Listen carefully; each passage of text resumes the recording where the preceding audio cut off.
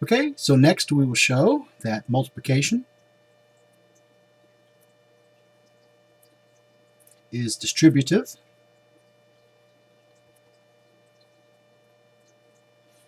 over addition in the set of complex numbers. So let z sub I be a complex number. Then z sub 1 times the sum z sub 2 plus z sub 3 is the product of the ordered pair x1, y1 with the ordered pair x2 plus x3 as the first component, and y sub 2 plus y sub 3 as the second component.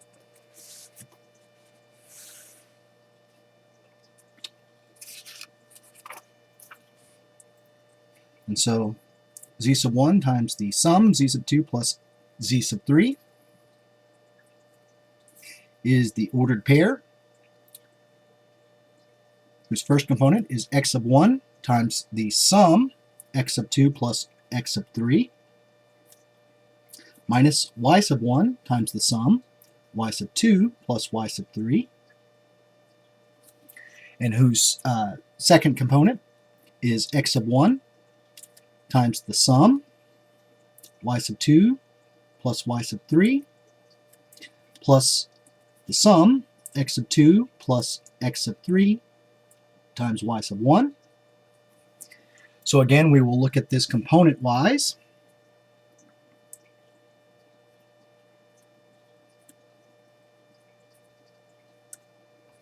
So the first component of this product is x sub 1 times x sub 2 plus x sub 1 times x sub 3 minus y sub 1 times y sub 2 minus y sub 1 times y sub 3. This is the same as x sub 1 times x sub 2 minus y sub 1 times y sub 3, y sub 2, plus the quantity x sub 1 times x sub 3 minus y sub 1 times y sub 3. Notice that this is the sum of the first components in the product, z sub 1 times z sub 2 and z sub 1 times z sub 3. So now we look at the second component.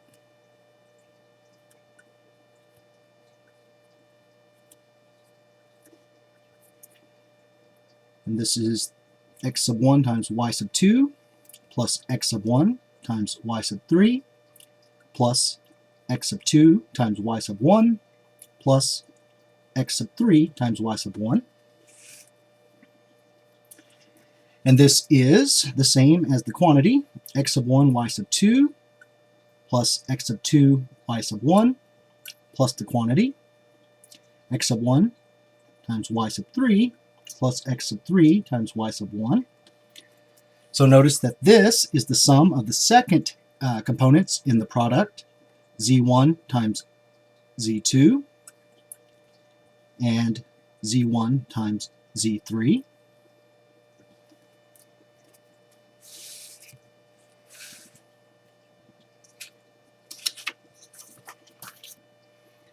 And so we have that the product of z1 with the sum z2 plus z3 is the sum of products z1 times z2 plus z1 times z3. Further, as multiplication is commutative,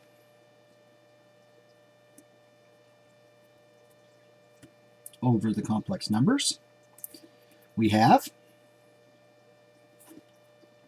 that z sub 1 times z sub 2 plus z sub 3, which again is the sum of products z sub 1 times z sub 2 plus z sub 1 times z sub 3, is the same as the sum of products z sub 2 times z sub 1 plus z sub 3 times z sub 1, which is the product of the sum z sub 2 plus z sub 3 times z sub 1. So multiplication is distributive over addition. So next, we will show that the complex numbers, together with addition and multiplication, is a field. So proof. We have already demonstrated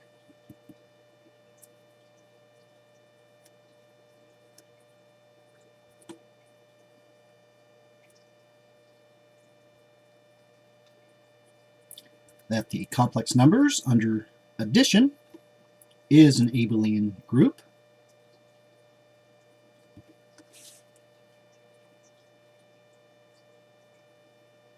And that multiplication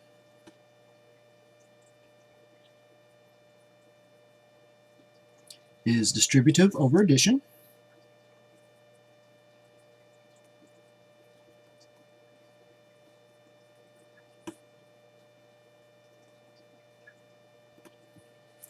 It remains to show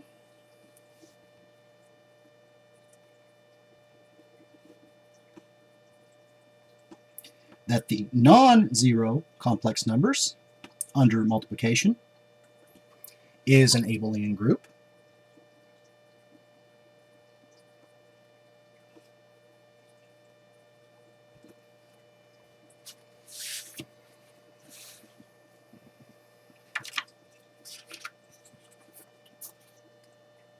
So let z sub I be a non-zero complex number. We will use the model of the ordered pairs of real numbers. So z sub 1 is the ordered pair x sub 1, y sub 1, which is not the ordered pair 0, 0. And z sub 2 is the ordered pair x sub 2, y sub 2, which is not the ordered pair 0, 0. We need to show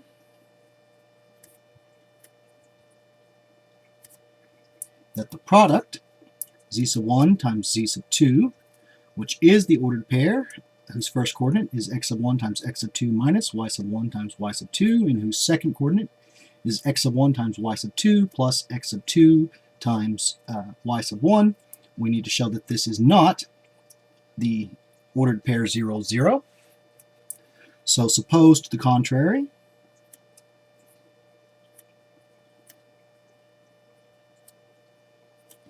that z sub 1 times z sub 2 is the ordered pair 0, 0.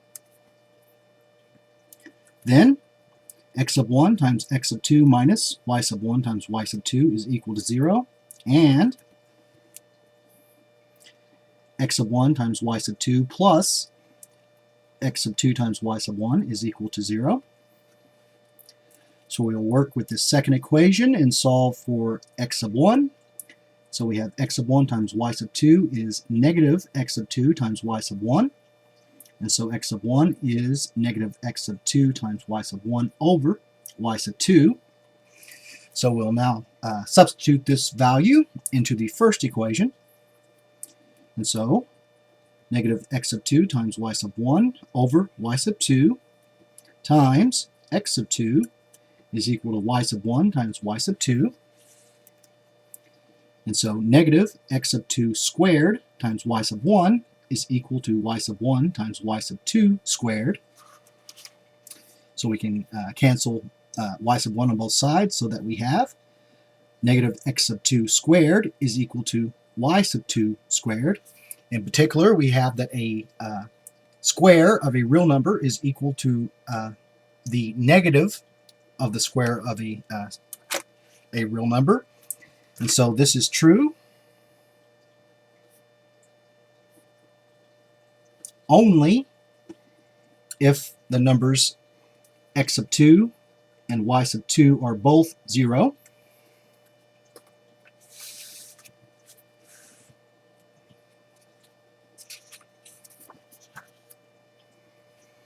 But this contradicts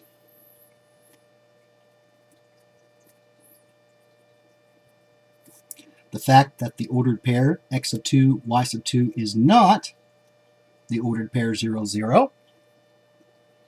And so, by contradiction,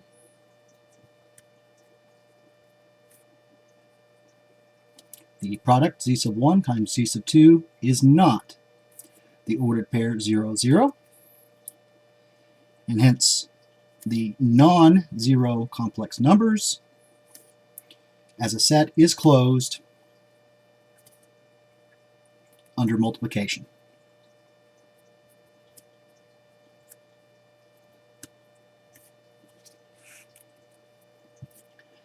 Now, as the non-zero complex numbers is a subset of the entire set of complex numbers, and the complex numbers under multiplication is a commutative monoid,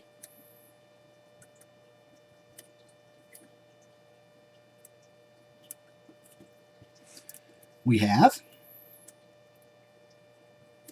that z sub 1 times z sub 2 is the same as z sub 2 times z sub 1, and z sub 1 times the quantity z sub 2 times z sub 3 is the same as the quantity z sub 1 times z sub 2 times z sub 3.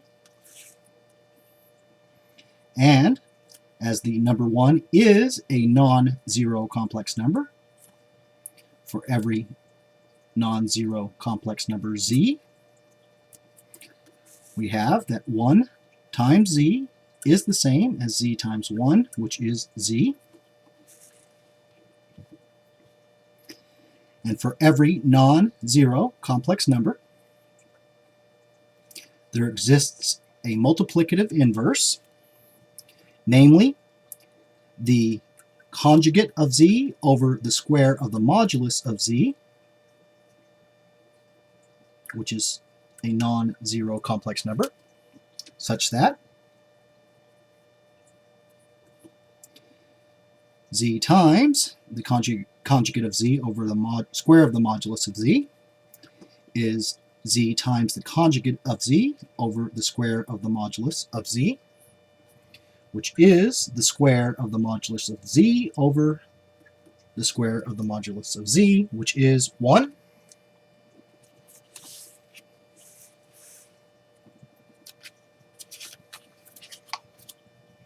And so as multiplication is commutative, we have that z times its inverse is the same as the inverse of z times z, which is 1. And hence, the non-zero complex numbers under multiplication is an abelian group.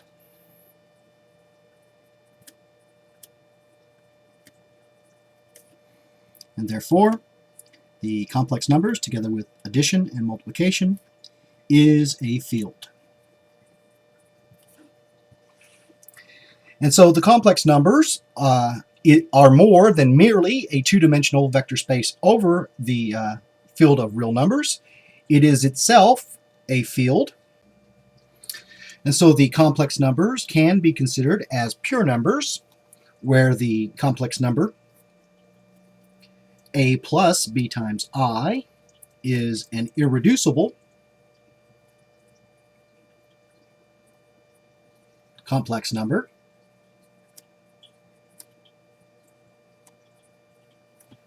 just as the number a plus b times the square root of 2 is an irreducible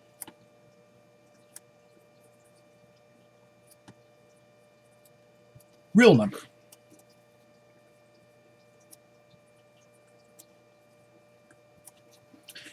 So as pure numbers, the complex numbers can also be considered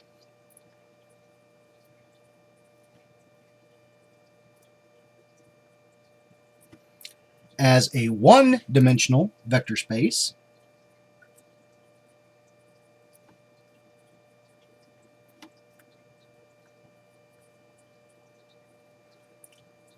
over the field of complex numbers, that is, over itself, where scalar multiplication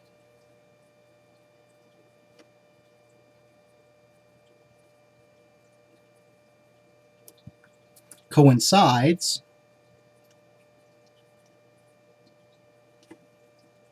with normal multiplication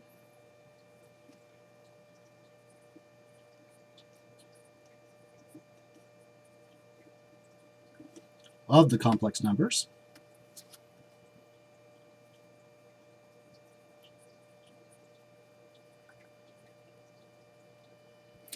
So in one sense, it is merely computationally advantageous to consider the complex numbers as consisting of two components, but it is also advantageous to consider the complex numbers as a real vector space, namely analysis of vectors in the plane.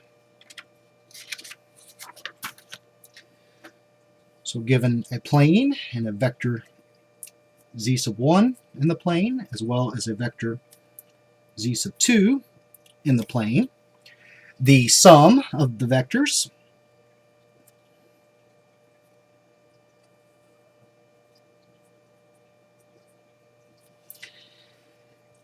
can be considered as either placing the head of, or rather the tail of the vector z sub 2 at the head of the vector z sub 1 and completing the triangle, or placing the tail of the vector z sub 1 at the head of the vector z sub 2 and completing the triangle, or equivalently as the diagonal of the resulting parallelogram. Now, thanks to Euler, we have a very efficient method of computing products of complex numbers. Let z sub 1 and z sub 2 be complex numbers. Then z sub 1 is the modulus of z sub 1 times e to the power of I times theta 1, where theta 1 is an argument of the complex number z sub 1. And z sub 2 is the modulus of z sub 2 times e to the power of I times theta 2, where theta 2 is an argument of the complex number z sub 2. And so the product, z sub 1 times z sub 2, is the product of the moduli times e to the power of I times the sum, theta 1 plus theta 2, that is the sum of the arguments. Now, since z sub 1 times z sub 2 is the same as z sub 2 times z sub 1, multiplication of the vector z sub 1 by the vector z sub 2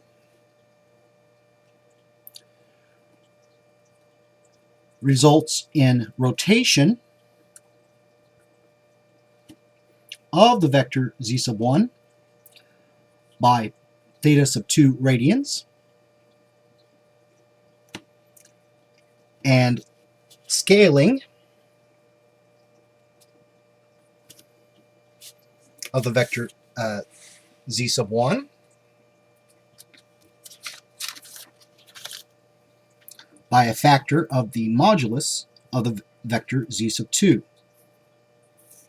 So given a vector z sub 1 in the plane, when we multiply this vector by a second vector, we once again have a vector in the plane where we can think of the resulting vector as the rotation of the vector z sub 1 by the argument theta 2, and the length of the resulting vector is the product of the moduli z sub 1 and z sub 2. And so we have scaled the vector z sub 1 by the modulus of z sub 2. Now, Hamilton was very fascinated by how efficient the complex numbers are as a tool for analyzing vectors in the plane, and his search for an equivalent system for three-dimensional vector analysis led to his discovery of the quaternions. Now, before we look at the quaternions, we need a new definition. So let V be a three-dimensional vector space over the field F, and let U and V be two vectors in this space. The cross product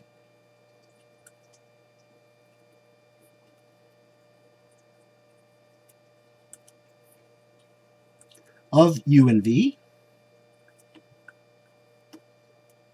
denoted u cross v is given by